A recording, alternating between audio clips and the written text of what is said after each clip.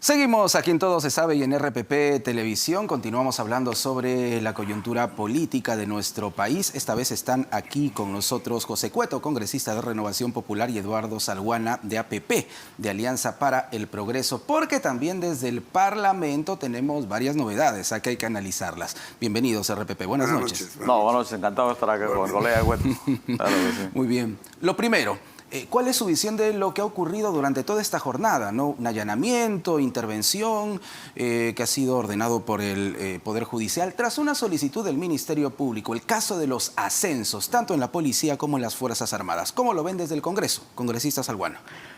Bueno, lo que yo creo es que si hay una denuncia que además se hizo pública y que tuvo repercusiones de tipo político, ¿no? Hay que recordar que esto generó todo un remesón en la Policía Nacional del Perú. Así es. Que acentuó la inestabilidad de una entidad tan importante como es la policía. Creo que es importante que el Ministerio Público investigue. Como corresponde, el juez de garantías es el que dispone la prisión preliminar previo pedido o requerimiento del Ministerio Público. Así es. Que se respeten las garantías procesales y que al final el país sepa la verdad y que se sancione si es que hay responsabilidad de naturaleza penal, como al parecer habría, ¿no? Congresista Cueto, usted debe tener una visión muy particular considerando su situación. Sí, mira, a mí me preocupa que esta sea, bueno, no me preocupa que sea una carpeta más de la que tenía abierta el señor Castillo y que ha involucrado a gente del entorno cercano al ex ministro de Defensa y a un grupo de oficiales de alta graduación. Ojalá que, como bien dice nuestro colega aquí, esto se lleve a buen término descubriéndose la verdad. Porque muchas veces se acusa y no se tiene el 100% de la seguridad de que esto ha sido tal cual lo han narrado algunos colaboradores e inclusive gente muy cercana. El mismo Bruno Pacheco, ¿no? El mismo Bruno Pacheco es importante. Y mira, para que estén los nombres y apellido completo, todos estos generales que han sido detenidos, yo estimo que este señor Pacheco o algún otro colaborador cercano ha dado las pruebas suficientes para que, creo que así se mantiene, se hace en el término judicial, la fiscal haya solicitado y el juez haya accedido viendo lo que tiene bajo la mesa, o en la mesa, perdón, ¿no? Claro. Mira, tiene que investigarse, se está investigando, ya se están tomando acciones. Ojalá que esto termine pronto por el bien de la policía, que ha sido muy maltratada desde mucho antes de que entre el señor Castillo, ¿no? Esto viene de la época del señor, inclusive yo diría del señor Humala, cuando ¿no? votó un grupo de generales. Sagasti hizo la réplica de ellos. Un manoseo, lamentablemente, total, ¿no? Claro. Ya es hora de parar esto. Si con estas acciones se logra determinar la verdad de lo que ha pasado y queda como un buen precedente para que nunca más, ¿no? Ningún personaje, ninguno, Fuerza Armada, Policía Nacional, en el caso de ascensos, sepa que se debe tratar de meterse en el tema político para lograr un ascenso, yo creo que va a ser saludable. Muy bien, vamos al Congreso de la República entonces. Se habla de, nuevamente, después de algún tiempo, ¿no?, de una asamblea constituyente y Sigrid Bazán ha presentado un proyecto para una consulta popular al respecto. ¿Qué camino va a seguir y qué visión tienen desde la bancada, en este caso, congresista Salguana de APP? Bueno, va a seguir el procedimiento de cualquier iniciativa legislativa, ¿no? Por su naturaleza va a ser seguro remitida a la Comisión de Constitución, se agendará, se discutirá y se votará. Ese es el séquito normal de todo proyecto de ley según el reglamento. Ahora, en cuanto a los puntos de vista, creo que ya son claros, ¿no? La mayoría de las bancadas creemos que un elemento como el que se refiere Sigrid no contribuye a una situación de estabilidad política, lo consideramos un elemento disruptivo, porque en un momento en el cual hay crisis social, hay confrontación, estamos en una etapa de transición política en la que creo que debe primar la serenidad, la madurez, buscar reformas políticas que puedan generar un amplio consenso, porque no vamos a poder hacer todas las reformas políticas y electorales que quisiéramos, pero lo que propongamos yo creo que tiene que ser con la mirada de que el resto de bancadas políticas lo puedan aceptar, porque además el plazo es muy corto. Hay que hacerle conocer a la opinión pública que todas las reformas constitucionales, de leyes orgánicas y ordinarias, tienen que ser hechas hasta marzo. ¿Por qué? Porque según el principio referido a la intangibilidad electoral, antes de un año de las elecciones no se tiene que hacer ningún cambio normativo para evitar subjetividades. Entonces mi concepto yo creo que no va a prosperar, esa es la visión de APP, pero se discutirá democráticamente y se tomará una decisión con el voto. Ahora, congresista Cueto, Sigrid Bazán, y lo dijo aquí en RPP, ella señala que este es un clamor de cierta parte de la ciudadanía que incluso ha salido a movilizarse por las calles. ¿Qué le responde a eso? Mira, yo creo que Sigrid está totalmente equivocada. El clamor del pueblo, y lo han visto no una, todas las encuestadas, todas sin excepción, ninguna tiene más de allá de 20 o 30% de un pequeño grupo que habla de la Asamblea Constituyente. Toda la población realmente no le interesa una Asamblea Constituyente, por un motivo muy sencillo. Nadie sabe qué es lo que quieren hacer con eso. Aparte de decirte y siempre repetir, quiero cambiar la Constitución, quiero cambiar la Constitución, Constitución nueva. Ok, ¿qué cosa es lo que quieren hacer? No te lo dicen. ¿Para qué quieren la Asamblea si no es para cambiar una Constitución? Que, y es una opinión personal, seguramente ya la tienen bajo la mesa, ¿no? Como la tenían en otros países, ¿no? Puestos de esta tendencia ideológica, pero que el pueblo, para usar la palabra que tanto les gusta, no tiene idea. Por lo tanto, se ve reflejado en las encuestas. Ninguna encuestadora, ninguna, pasa más allá del 15 o 20% cuando se habla de Asamblea Constituyente. La gran mayoría no sabe, no tiene idea y no la quiere. Entonces, arrogarse, decir que la población y que por eso son las marchas, por un tema político, ahí están los resultados. Es un grupo pequeño, introducido en estas marchas que puede tener su correlato pacífico que debería ser, buscando la violencia. Y la violencia no tiene nada que ver con los reclamos, menos con una Asamblea Constituyente. Yo coincido en que la mayoría, y ahí está mi bancada también, no va a, digamos, se votará, se verá, pero por lo menos en mi bancada no va a tener ningún tipo digamos, de un apoyo positivo a ello. Hay otros problemas. Tenemos, y acá permite corregir acá a mi colega, y yo creo que las que tienen que ser cambios constitucionales, que tienen que ser antes efectivamente de abril del próximo año, es la segunda votación. Ahora en enero tenemos que votar aquellas que necesiten doble votación, tienen que ser aprobadas para que puedan en la siguiente legislatura volver a votarlas y que sean efectivas antes de abril. Y ojo, yo personalmente, desde la posición personal, creo que eso tiene que pasar antes de la segunda votación de las elecciones del mes del 2024. ¿Podemos decir que la mayoría del Congreso ya tiene como fecha establecida abril de 2024 para las elecciones generales o esto podría cambiar? Falta una votación, usted lo ha dicho, congresista Cueto. Muchas cosas podrían también modificarse en el camino. Así es. Bueno, lo que sucede es que, Jorge, cuando invitamos a los titulares de las entidades electorales, el jurado, la RENEC y la OMPE, ellos fueron muy claros y precisos. Y eso hay que repetirlo a la opinión pública porque no se trata de una fecha subjetiva, ¿no? Porque se habla ahora con mucha facilidad, se plantean proyectos, se grita en el Congreso, se saca carteles, se van al centro del hemiciclo a decir vámonos ya mañana. Eso es actuar con irresponsabilidad. O sea, estamos sumidos en una crisis política desde el 2016 de la cual no podemos salir. No podemos seguir teniendo un presidente cada 12 meses y un Congreso cada 2 años. Y eso evidentemente requiere reformas políticas y electorales. Y además requiere como precondición que si va a haber unas elecciones, estas sean con todas las garantías de legitimidad, de reconocimiento público, que se sigan los pasos y las fases que el presidente del jurado y la RENIEC y LOMPE le explicaron. Y la reforma incluye la bicameralidad y la reelección de los congresistas. Les hago esa pregunta a ambos porque también muchísima gente dice, bueno, lo que quieren los congresistas es presentarse y ocupar la Cámara de Senadores. Ese es el objetivo de los congresistas de ahora. Es lo que dice mucha gente. Bueno, ¿qué le responden ustedes, congresista? Esa es una de las modificaciones, que dicho se pasó, la bicameralidad ya se votó y está pendiente una reconsideración de la votación que está ahí pendiente.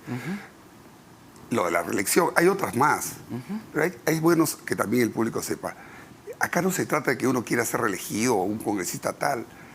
Quien finalmente elige al presidente, a los vicepresidentes y al Congreso es la ciudadanía. O sea, y toda la vida, hasta que al señor Vizcarra se le ocurrió sacar estos hechos de que nadie se reelige, ¿no? Antes de eso, el porcentaje de reelección creo que no llegaba ni al 15%. Sí, bajísimo. Bajísimo. Sí. O sea, no existe eso de que se quieren quedar la reelección. Eso no existe. Tú te puedes presentar porque la Constitución te permite a las personas que libremente se quieren presentar, cualquier persona, pero finalmente quien te elige es la ciudadanía, no es uno. Pero Tú muchos podrás podrían querer, decir, pero ¿para es que qué hemos ido a una consulta popular? Eso es lo que te venden, pues. Pero muchos podrían con justicia también decirlo, ¿no? ¿Para Sí, qué nos claro. hicieron ir a una consulta popular y opinar sobre la bicameralidad y la reelección si no nos van a hacer caso? Y Podría ser un argumento. Habría que precisar eso, además lo que dice el colega, es que la consulta que se hizo hace 3 años, se hizo bajo un marco legal que señalaba de que tú no podrías volver a preguntarle, a consultarle al ciudadano sobre el mismo hecho dentro de los 12 meses siguientes. ¿Qué pasó? O sea, ya han pasado pues más de 3 años, ¿no? Claro, han pasado entonces, en la práctica pero poco más de 3 el tema años. de fondo es que el sistema político funcione. Lo que yo veo, y creo que la mayoría de mis colegas están de acuerdo, en que hay una subrepresentación. O sea, nosotros somos representantes porque vivimos en una democracia representativa. ¿Y a cuántos representa en este momento un congresista en el Perú? Representa a cerca de 500.000 de ciudadanos. Mucho. El 90 teníamos 240 congresistas, o diputados y senadores. Uruguay, que tiene 3 millones de habitantes, tiene 120 parlamentarios. Tiene senadores y tiene diputados. Entonces, el tema es cómo representamos mejor, cómo procesamos mejor las leyes, cómo evitamos que haya una gran cantidad de leyes observadas, cómo hacemos que las leyes sean de mayor calidad, cómo controlamos realmente, por ejemplo, si habría un Senado, estos problemas que han habido de vacancias, disolución de Congreso, no se hubiesen presentado. Así es. Porque estos temas serían básicamente atribución de la Cámara Alta, en este caso del Senado. Entonces hay muchos temas que hay que explicarle a la ciudadanía. Y eso es importante. Voy eso con es- otro argumento. Dicen, si hay senadores, se va a gastar más dinero. Todo el dinero se lo van a llevar los congresistas. Eso es lo que dice mucha gente también. ¿Qué le responden a ese argumento? A ver, No. congresista Cueto. En el proyecto que se ha presentado, uno de los parámetros que se fijó era que no se iba a incrementar el presupuesto. Y eso implica una reorganización, una reducción de personal, en fin, hay varias formas. Pero el monto que tiene en este momento asignado al Congreso, la idea del proyecto Lo mismo de que se gasta bicameralidad, ahora, se va a gastar el en las dos mismo cámaras. monto- Esa es la propuesta. el mismo pocas monto. palabras. Si ahora gastamos 100, cuando se arme la bicameralidad y se 100 apruebe, también. siguen siendo los 100. Y eso es una cuestión de administrativos, de ámbito administrativo. Y eso se puede hacer y largamente se puede hacer. O sea, nuevamente, empiezan a darte una serie de peros para que no sé, que si se quiere reelegir, que si más plata, que si más gente, cuando esto se tiene que reducir para hacerlo eficiente. Para hablar solo de la bicameralidad. Pero hay cosas más importantes en la parte electoral. Claro, Y claro. yo creo que ya hay un consenso, ¿no?, de que para evitar los problemas que hemos tenido, ¿no?, y de poder tener una real justicia electoral, ¿no?, por lo menos en mi bancada, y creo que hay muchas bancadas que también están hablando de lo mismo, es que se vuelva lo que antes, ánforas selladas, no se queman las cédulas, no se desaparecen, no se pierden, lo que sea, una copia del acta y se la llevan las Fuerzas Armadas y Policía Nacional, se sellan, se guardan ahí hasta que el proceso finalmente está obligado y sacramentado, para que no hayan estas cosas de que quiero ver el acta, no existe, quiero verla, no hay. Entonces, Correcto. tiene que haber una forma de contrarrestar, ¿no?, cuando hay cualquier tipo de pedido, de cualquier partido, en cualquier mesa. Antes eso ha funcionado. Yo he sido de caete en la Escuela Naval, vigilando en la punta, todos los años de mi vida, hasta que ya llegué a cierto grado que ya no iba a las escuelas a pararme ahí a vigilar con mis soldados, con mis marineros. Pero hasta ahora se hace. Claro, Solo que ahora claro. termina la hora y entonces la gente se va, se quedan ahí contando. O sea, antes había una participación no efectiva, sino de vigilancia, y después esperaba el encargado del colegio, las ánforas se guardaban, se llevaban y quedaban todas selladas. No tocaba para nada. Y era una forma de garantizar que lo que tú estás votando, ahí tienes un respaldo. Correcto. Porque mira, hay otros mecanismos también que hay Sí. que agregarle al sistema bicameral que estamos, que ya se votó, ¿no? Y que está pendiente una reconsideración. Exacto. Que podemos implementar para mejorarlo, ¿no? Y que ya hay propuestas también en la Comisión de Constitución. ¿Cuál sería? El tema de la renovación por tercios o por mitades a la mitad del mandato. Es decir, para que haya un control permanente del ciudadano hacia su representante.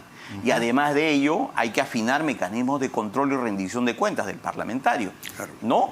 Entonces tú tienes una mayor posibilidad de controlarlo directamente y de decidir si continúa a la mitad de su periodo, si es que ha cumplido, y si no, revocas el mandato. Estamos ¿no? hablando de 2 años y medio. 2 años y medio, aproximadamente. exacto, ¿no? Y la posibilidad de una reelección solamente en un solo periodo de manera inmediata. Lo ideal sería una reelección indefinida como es en todos los países de democracias consolidadas, pero evidentemente también hay que escuchar a la ciudadanía.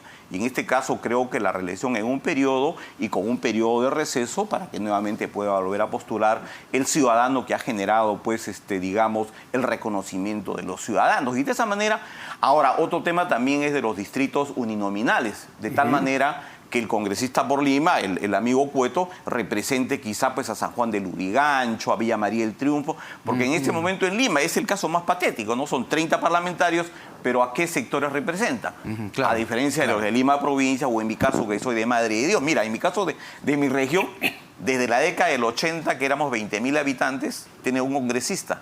Ahora, en 2022, somos más de 200.000 y seguimos teniendo un congresista. ¿Te das cuenta? Entonces, Claro, hay una claro. subrepresentación Ese punto que se tiene que evidentemente trabajar, tiene que mejorarse, ¿no? ¿En cuánto tiempo estarían listas las reformas? ¿O tienen que estar listas estas Yo creo que ya reformas? están. Hay un grupo de más de 20 proyectos de ley que están en la comisión de... Claro, pero falta el debate, la aprobación, Claro. tienen que pasar por las Por ello el se ha distinto ampliado proceso, ¿no? la legislatura hasta el 30 de enero, ¿no? Esa es la primera votación y la segunda va a ser a partir del 1 de marzo. Entonces ahí completamos y ya las elecciones van a ser en abril del Podríamos siguiente decir año. que antes entonces del mes de abril estaría listo todo Deben lo relacionado estar. a Debería las estar. elecciones, Deben o estar. debería estar. en Por todo este caso. principio Para de tener una idea intangibilidad, clara, ¿no? ¿no? Para tener Sí. una idea clara de a dónde nos estamos metiendo, Por finalmente. eso es importante hacerlo ahora en enero, las primeras, las que necesiten, ¿no? Las reformas Así es. constitucionales, las que son ley, las podemos, igual hay que sacarlas antes del día de abril, para que, bajo el principio de intangibilidad, se pueda proceder durante todo el siguiente año al proceso electoral, de acuerdo a lo que justamente las autoridades electorales han expuesto en el Congreso. Una pregunta final para ambos, les ruego una respuesta de 30 segundos. El gabinete Otárola, entre la primera y la segunda semana, tiene que presentarse ante el Parlamento de la República. Bueno, hablamos de la primera y segunda semana de enero.